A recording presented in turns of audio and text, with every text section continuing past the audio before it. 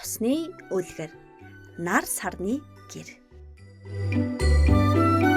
Эрт цагт хүн төрлөختөн өвсөөгүй байхад нар, сар, ус гурав маш сайн найзууд байлаа. Нэг өдөр нар сар хоёр хамтдаа амьдрах өөрсдийн гэр буюу аврах том байшинг бүтээхээр шийдэв. Тэдний энэ зорилгод тэнгэр туслахаар болж Деважингаас ч том орон зайг тэдэнд бэлгэлжээ. Энэ байшиндаа тэд уул модыг бүтээж үзэсгэлэнтэй орчин бүрдүүлв. Тэнгэрт хөвөх олон үйл яг л тэдний хашаандах хонин сураг шиг харагддаг байлаа. Өглөөний номин цэнхэр тэнгэр, оройн нар жаргах үеийн ягаан тэнгэр, үдшийн тэнгэр дэх гялалцсан одод ээлжлэн солигдох нь тэдний байшингийн гэрлэн чимэглэл байв.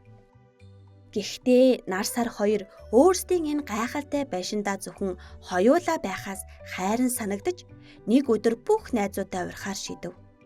Цэцэг, навч, зүгий, солир, салхи гээд энэ ертөнцид нэгэн зэрэг оршин байгаа бүхнийг дууджээ. Тэдэн дунд мэдээж тэдний хамгийн сайн найз ус ч мөн уригдсан. Ингээд урилгын эзэд эхнээсээ нар сарны гэрт зочлон ирлээ. Ингээд тэд хамтдаа сүрлэх том байшинд нэгэн сайхан үд шиг өнгөрөөлөө. Маргааш өдөр нь сар маш сэтгэл дундуур байхан тэр. Учир нь тэдний үдшилтэд хамгийн сайн найз болох ус нь ирээгүй юм. Сарыг аргадах нар битгий гониглаа. Ус ямар нэг шалтгаантай болохоор л ирч чадаагүй байх. Гэхдээ тэр бидний сайн найз шүү дээ.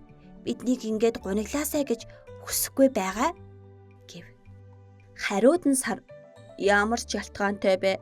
Хамгийн сайн найзынх нь баяр шүү дээ.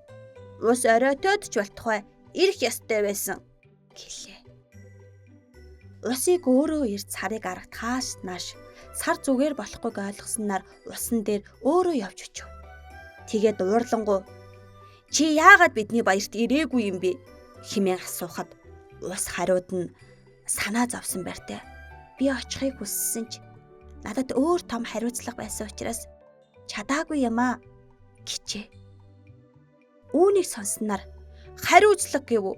Чи миний дэргэд яаж хариуцлагын талаар ярьж чадваа? Энэ ертөнцид надаас өөр хариуцлагатай хүн хаана байна? Би хүсвэл чамайг ууршуулчих чадна. Чамаас давсал үлдэх байх" гэд хатуухан үгийг найздаа хэлчихв. Ичиж имээсэн ус "Тийм ээ, энэ үнэн. Би чам шиг нарны аймгийг удирддаггүй. Гэхдээ надад орхиж болохгүй олон хүүхэд бий" гэхт нь нар "Тэгвэл чи хүүхдүүдтэйгээ цуг эрэхтэл болох байсан шүү дээ. Чамайг ирэхгүй бол сар гомдсоор байх болно. Маргааш орой заавал ирээрэй" гэд яваад өглөө. Ус тэдний гэрт зочлох нь боломжгүй гэдгийг мэдэж байсан ч найзуудаа дахин гомдоохгүй тулд бүх хүүхдүүдээ дагуулan нар сарны гэрийн зүг явлаа. Түүнийг гол горих, нуур цөөрөм, далай тэнгис, тэнд амьдрах загас жараахай гэд маш том сүрэг дагалдав. Ингээд тэд нар сарны гэрийн гадаа очиод хаалгыг нь догшлоо. Сар хаалган дээрээ ирээд "Хинбэ?" гэхэд ус "Би байна. Гэхдээ чи хаалгаа онгойлохоос өмнө биднийг оруулах хэсгээ сайн бодоорой. Бид танай гэрийг сүйтгэж магадгүй" гэхэд "Хамаагүй" гэд сар хаалгаа тайллаа.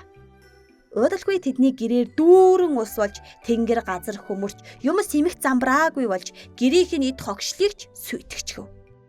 Усыг нар сарны гэрт зочлоод явсны дараа тэдний сүрлэг байшин сүйдсэн ч тэд найздаа үш сонссонгүй.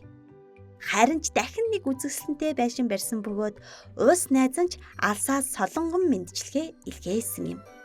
Энэ удаад нар сар хоёр ус найзаагаа ирсэнгүй гэж ууралсангүй. Учир нь тэд усны хариуцлага ямар чухал болохыг ойлгосон юм.